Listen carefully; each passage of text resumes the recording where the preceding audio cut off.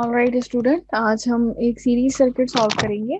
जैसे कि आप लोगों को नजर आ रहा है, यहाँ पे 4 रेजिस्टर्स कनेक्टेड हैं एक सर्किट के अंदर। ये एक सीरीज सर्किट है। सीरीज सर्किट किस तरीके से पता चलता है सीरीज सर्किट है? अगर रेजिस्टर्स सीरीज में कनेक्टेड हों तो वो सीरीज सर्किट कहलाता है। ठीक है। दूसरी चीज, अगर करंट को फ्लो करने के लिए एक ही पाथ हो तो हमारा सर्किट जो है वो सीरीज सर्किट कहलाता है। यहाँ पे जो सर्किट है, इस सर्किट के अंदर जो करंट फ्लो करेगा तो करंट की डायरेक्शन होगी नेगेटिव टर्मिनल से पॉजिटिव टर्मिनल की तरफ, और इसका एक ही पाथ है। मींस सीरीज सर्किट के अंदर हमारा करंट जो है वो सेम रहता है। करंट को हम कैसे रिप्रेजेंट करते हैं? आई से।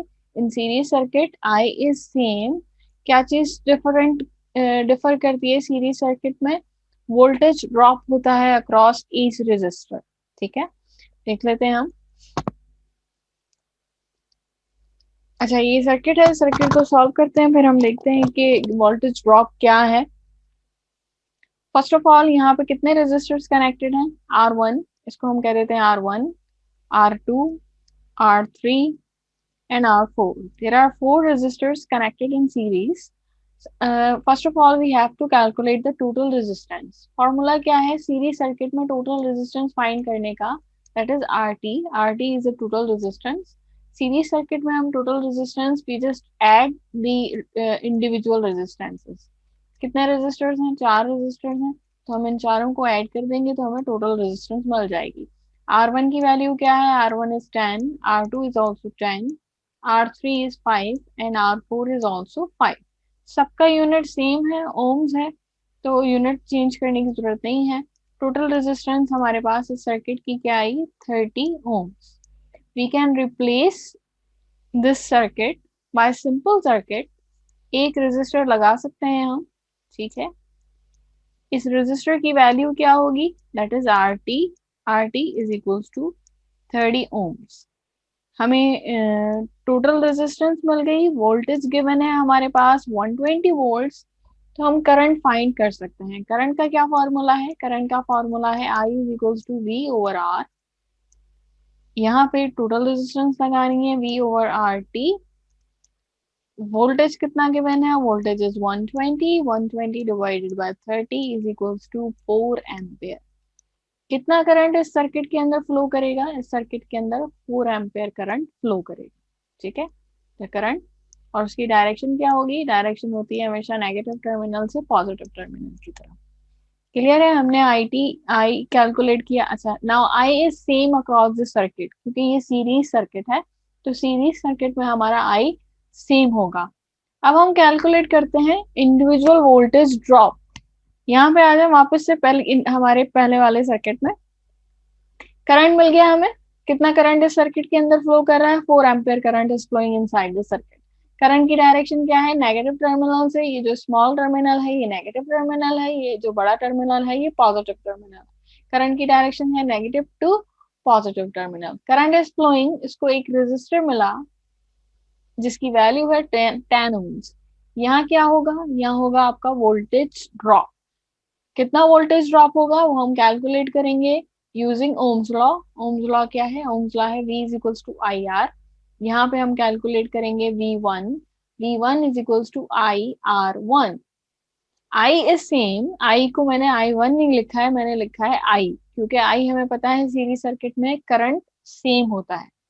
ठीक, okay. Individual voltage drop calculate करते हैं। सबसे पहले V1 कैलकुलेट करते हैं। V1 is equals to I R one. I की वैल्यू क्या है? आई अभी अभी हमने कैलकुलेट किया है, आई इज 4। R1 की वैल्यू क्या है? R1 is 10। 41 multiply by 10 is 40 volts. 40 volts इस 120 में से 40 वोल्ट्स कहाँ पे ड्रॉप हो गए? Across this resistor R1। कितने वोल्ट्स यहाँ ड्रॉप हो गए? 40 वोल्ट्स। ठीक है, V2 कैलकुलेट करते हैं। Current is flowing. अगेन एक और रेजिस्टर मिला इसको R2। R2 की वैल्यू भी सेम है क्या? 10। V2 की वैल्यू कैलकुलेट कर लेते हैं। I R two. I is same. I is 4 multiply by R2 is also 10. 4 multiply by 10 is 40 volts. Again, 40 volts have been dropped across R2. ठीक, again current is flowing. इसको एक और resistor मिला, that is R3. तो यहाँ पे भी voltage drop होगा, कितना वोल्टेज ड्रॉप होगा, V3 is equals to IR3, आई की वैल्यू है 4, 4 multiply by 5, 4 5 is 20, 20 volts have been dropped across resistor R3, R3 के अक्रॉस कितने वोल्टेज ड्रॉप हो गए, 20 volts. Again current is flowing, इसको एक और रेजिस्टर मिला दैट इज R4, तो यहाँ पे भी वोल्टेज ड्रॉप होगा, कितना वोल्टेज ड्रॉप होगा, IR4, I is 4 multiplied by R4 is 5, 4 multiplied by 5 is 20 volts. कितने volts drop हो गए यहाँ पे, 20 volts have been dropped across resistor R4. ठीक है, अब यहाँ पे आ जाता है हमारा Kirchhoff voltage law, series circuit में हमारा आ जाता है Kirchhoff voltage law. What is Kirchhoff voltage law? Kirchhoff voltage law कहता है कि sum of individual voltage drop is equals to the total voltage. ठीक है, जितने भी इंडिविजुअल वोल्टेज ड्रॉप होंगे अगर हम उनका सम करें तो वो किसके इक्वल आना चाहिए, हमारा टोटल वोल्टेज के इक्वल आना चाहिए.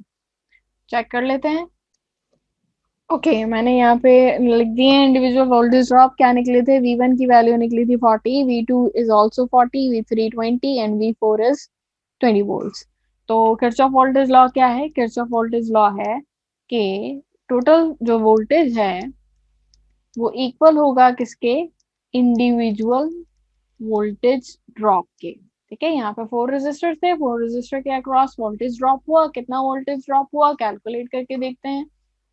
V is equals to V1 plus V2 plus V3 plus V4. V1 is 40, V2 is also 40, V3 is 20 and V4 is 20. इन सबको ऐड करते हैं तो हमारे पास बनता है 120 volts, that is equal to the total voltage supplied to this circuit. ठीक है, ये हमने एक सीरीज सर्किट जिसमें सारी नोन वैल्यूज गिवन थी इसको सॉल्व किया है और हमें यहाँ किरचॉफ वोल्टेज लॉ का भी कॉन्सेप्ट आ गया है. किरचॉफ वोल्टेज लॉ क्या है ये पेपर में आ सकता है तो आप लिख दीजिएगा, स्लाइड्स में इसकी डेफिनेशन मौजूद है, मैं एक दफा रिपीट कर देती हूँ. What is Kirchhoff voltage law? Kirchhoff voltage law is the sum of all the individual voltage drop is equal to the total voltage provided to the circuit. ठीक है, क्या है किरचॉफ वोल्टेज लॉ के sum of individual voltage drop is equal to the total voltage. ठीक है, अब हम एक सीरीज सर्किट का सर्किट सॉल्व करते हैं जिसके अंदर सारी वैल्यूज गिवन नहीं होंगी, यहाँ पे तो सारी वैल्यूज नोन थी. अब हम एक ऐसा सर्किट सॉल्व करते हैं जिसमें अननोन वैल्यूज होंगी, कुछ वैल्यूज नोन होंगी, कुछ वैल्यूज नोन नहीं होंगी. ठीक है, इन द नेक्स्ट वीडियो.